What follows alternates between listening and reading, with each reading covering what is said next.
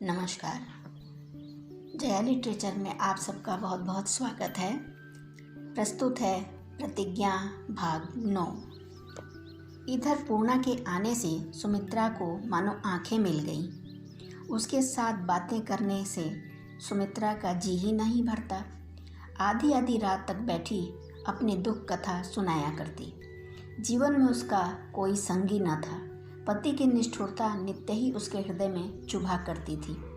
इस निष्ठुरता का कारण क्या है, यह समस्या उससे न हल होती थी। वह बहुत सुंदर न थी, फिर भी कोई उसे रूपहीन न कह सकता था। बनाव श्रृंगार का तो उसे मर्ज सा हो गया था। पति के हृदय को पाने के लिए वह नित नया श्रृंगार करती थी और इस अभिष्ट के पूरे न होने से उसके हृदय में ज्वाला सी दहकती रहती थी। घी के छींटों से भभकना तो ज्वाला के लिए स्वाभाविक ही था। वह पानी के छींटों से भी भभकती थी। कमला प्रसाद जब उससे अपना प्रेम जताते तो उसके जी में आता छाती में छुरी मार लूं। घाव में यूं ही क्या कम पीड़ा होती है कि कोई उस पर नमक छिड़के। आज से 3 साल पहले सुमित्रा ने कमला प्रसाद को पाकर अपने को धन्य माना था। 2-3 महीने उसके दिन सुख से कटे, लेकिन ज्यों-ज्यों दोनों की प्रकृति का विरोध प्रकट होने लगा, दोनों एक दूसरे से खींचने लगे। सुमित्रा उदार थी, कमला प्रसाद पल्ले सिरे से कृपण। वह पैसे को ठीकरे समझती थी। कमला प्रसाद कौड़ियों को दांत से पकड़ता था। सुमित्रा साधारण भिक्षुक को भिक्षा देने उठती तो इतना दे देती कि वह चुटकी की चरम सीमा का अतिक्रमण कर जाता।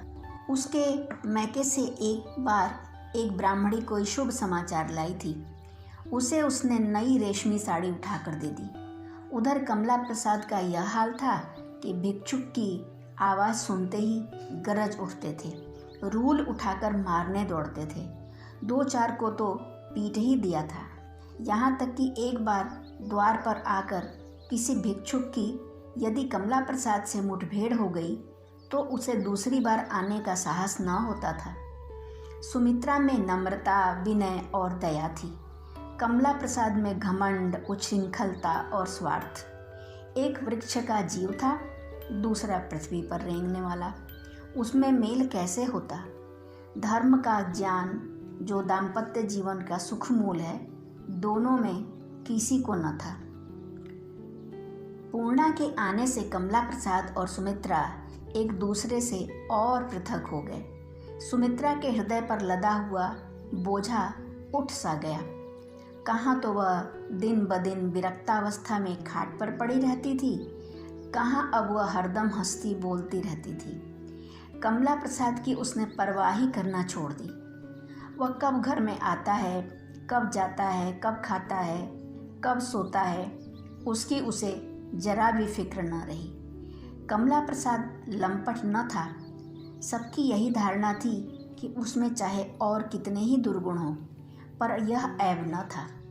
किसी स्त्री पर ताक झांक करते उसे किसी ने ना देखा था। फिर पूर्णा के रूप ने उसे कैसे मोहित कर लिया, यह रहस्य कौन समझ सकता है। कदाचित पूर्णा की सरलता, दीनता और आश्रयहीनता ने उसकी कुप्रवृत्ति को जगा दिया। उसकी कृपणता और कायरता ही उसके सदाचार का आधार थी। विलासिता महंगी वस्तु है। जेब के रुपए खर्च करके भी किसी आफत में फंस जाने की जहाँ प्रति क्षण संभावना हो, ऐसे काम में कमला प्रसाद जैसा चतुर आदमी न पड़ सकता था। पूर्णा के विषय में कोई भय न था। वह इतनी सरल थी कि उसे काबू में लाने के लिए किसी बड़ी साधना की जरूरत न थी। और फिर यहाँ तो किसी का भय नहीं, न फंसने का भय, न पिट जाने की शंका। अपने घर लाकर उसने शंकाओं को निरस्त कर दिया था। उसने समझा था अब मार्ग में कोई बाधा नहीं रही, केवल घर वालों की आंख बचा लेना ही काफ़ी था। और यह कुछ कठिन न था, किंतु यहाँ भी एक बाधा खड़ी हो गई और वह सुमित्रा थी। सुमित्रा पूर्णा को एक क्षण के लिए भी न छोड़ती थी। दोनों भोजन करने साथ साथ जाती, छत पर देखो तो साथ, कमरे में देखो तो साथ, रात को साथ, दिन को साथ, कभी दोनों साथ ही साथ सो जाती। कमला प्रसाद जब शयनागार में जाकर सुमित्रा की राह देखता देखता सो जाता तो न जाने कब वह उसके पास आ जाती। पूर्णा से एकांत में कोई बात करने को उसे अवसर न मिलता था। वह मन में सुमित्रा पर झुंझला कर रह जाता। आखिर एक दिन उससे न रहा गया। रात को जब सुमित्रा आई तो उसने कहा, तुम रात दिन पूर्णा के पास क्यों बैठी रहती हो? वह अपने मन में समझती होगी कि यह तो अच्छी बला गले लगी। ऐसी तो कोई बड़ी समझदार भी नहीं हो कि तुम्हारी बातों में उसे आनंद आता हो। तुम्हारी बेवकूफ़ी पर हंसती होगी। सुमित्रा ने कहा, अकेली पड़ी पड़ी क्या करूं? फिर यह भी तो अच्छा नहीं लगता कि मैं आराम से सोऊं और वह अकेली रोया करे। उठना भी चाहती हूँ तो चिमट जाती है, छोड़ती ही नहीं। मन में मेरी बेवकूफ़ी पर हंसती है या नहीं यह कौन जाने। मेरा साथ उसे अच्छा न लगता हो यह बात नहीं। तुम्हें यह ख्याल भी नहीं होता कि उसकी और तुम्हारी कोई बराबरी नहीं? वह तुम्हारी सहेली बनने के योग्य नहीं है? मैं ऐसा नहीं समझती। तुम्हें उतनी समझ ही नहीं, समझोगी क्या? ऐसी समझ का न होना ही अच्छा है। उस दिन से सुमित्रा परछाई की भांति पूर्णा के साथ रहने लगी। कमला प्रसाद के चरित्र में अब विचित्र परिवर्तन होता जाता था। नौकरों पर डांट फटकार भी कम हो गई, कुछ उदार भी हो गया। एक दिन बाजार से बंगाली मिठाई लाए और सुमित्रा को देते हुए कहा, जरा अपनी सखी को भी चखाना। सुमित्रा ने मिठाई ले ली पर पूर्णा से उसकी चर्चा तक न की। दूसरे दिन कमला प्रसाद ने पूछा, पूर्णा ने मिठाई पसंद की होगी? सुमित्रा ने कहा, बिल्कुल नहीं। वह तो कहती थी मुझे मिठाई से कभी प्रेम न रहा। कई दिनों के बाद कमला प्रसाद एक दिन 2 रेशमी साड़ियाँ लाए और बेधड़क अपने कमरे में घुस गए। दोनों सहेलियाँ एक ही खाट पर लेटी बातें कर रही थी। हकबका कर उठ बैठी।